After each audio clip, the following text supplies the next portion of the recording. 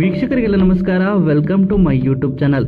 G Kannada ವಾಹಿನಿಯಲ್ಲಿ ಪ್ರಸಾರವಾಗ್ತಿರುವಂತಹ ಕರ್ಣ ಧಾರಾವಾಹಿ ತುಂಬಾನೇ ಇಂಟ್ರೆಸ್ಟಿಂಗ್ ಆಗಿ ಸಾಗ್ತಾ ಇದೆ. ಕರ್ಣ ಧಾರಾವಾಹಿಯಲ್ಲಿ ಕರ್ಣನ ತಂದೆ ಯಾರು, ನಿಧಿ ಕುಟುಂಬಕ್ಕೂ ಕರ್ಣನ ಕುಟುಂಬಕ್ಕೂ ಮೊದಲೇ ರಕ್ತ ಸಂಬಂಧ ಇದೆಯಾ ಎನ್ನುವುದು ಸಂಶಯವಾಗಿರುವಂಥದ್ದು. ಕರ್ಣ ಧಾರಾವಾಹಿಯಲ್ಲಿ ಕರ್ಣನಿಗೂ ಮಾರಿಗುಡಿಗೂ ಏನೋ ಸಂಬಂಧ ಎನ್ನುವುದು ದೊಡ್ಡ ಪ್ರಶ್ನೆ ಆಗಿದೆ. ಹೀಗಿರುವಾಗ ನಿಧಿ ತಂದೆ ತಾಯಿ ಹೇಗೆ ಸತ್ರು ಎನ್ನುವುದು ಕೂಡ ಇಲ್ಲಿ ಕಾಡುತ್ತಿರುವ ಇನ್ನೊಂದು ಪ್ರಶ್ನೆ. ಮಾರಿಗುಡಿಗೆ ಹೋದರೆ ಕರ್ಣನ ಜನ್ಮ ರಹಸ್ಯ ಏನು ಎನ್ನುವುದು ಗೊತ್ತಾಗುತ್ತದೆ ಎಂದು ನಯನತಾರ ಆತಂಕದಲ್ಲಿದ್ದಾರೆ. ಹೌದು, ಈ ಧಾರಾವಾಹಿಯಲ್ಲಿ ಕರ್ಣನ ಕುಟುಂಬಕ್ಕೂ ನಿಧಿ ಕುಟುಂಬಕ್ಕೂ ಮೊದಲೇ ಸಂಬಂಧ ಇರುವಂತೆ ಕಾಣ್ತಾ ಇದೆ.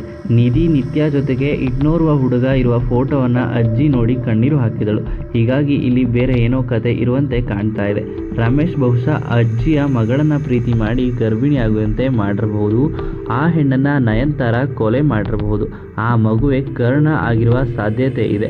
ಆ ಮಗುವನ್ನ ನಯನತಾರ ತೊಟ್ಟಿಯೊಂದರಲ್ಲಿ ಬಿಟ್ಟಿದ್ರೂ ಕೂಡ ಆಶ್ಚರ್ಯ ಇಲ್ಲ.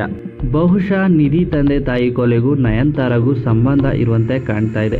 ಈ ಸತ್ಯ ಯಾವಾಗ ರಿವೀಲ್ ಆಗುತ್ತೋ ಏನೋ, ಯಾರಿಗೆ ಹುಟ್ಟಿದವನೋ ಏನೋ, ಇವನ ತಾಯಿ ಪತಿವ್ರತಿಯೋ ಅಂತ ಅಲ್ಲ ಕರ್ಣನಿಗೆ ರಮೇಶ್ ಟೀಕಿಸ್ತಾ ಇರ್ತಾರೆ.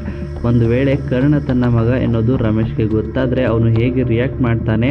ಕರ್ಣನಿಗೂ ತನಗೂ ಮನೆ ಇದೆ, ನಾನಿರೋ ಮನೆಯೇ ತನ್ನ ನಿಜವಾದ ಮನೆ ಎಂದು ಗೊತ್ತಾಗಬಹುದು. ಒಟ್ಟಿನಲ್ಲಿ ಮುಂಬರುವ ಎಪಿಸೋಡ್ಗಳು ಭಾರಿ ಕುತೂಹಲದಿಂದ ಕೂಡಿವೆ.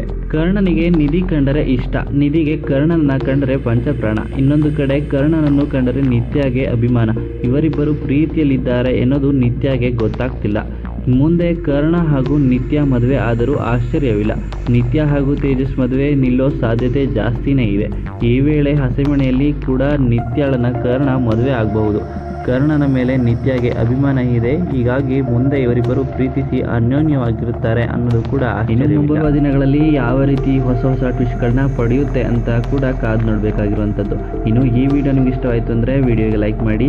ಇದೇ ರೀತಿಯ ಕರ್ಣ ಧಾರಾವಾಹಿಯ ಮತ್ತಷ್ಟು ಹೆಚ್ಚಿನ ವಿಡಿಯೋಗಳಿಗಾಗಿ ನಮ್ಮ ಚಾನಲ್ಗೆ ಸಬ್ಸ್ಕ್ರೈಬ್ ಮಾಡಿ.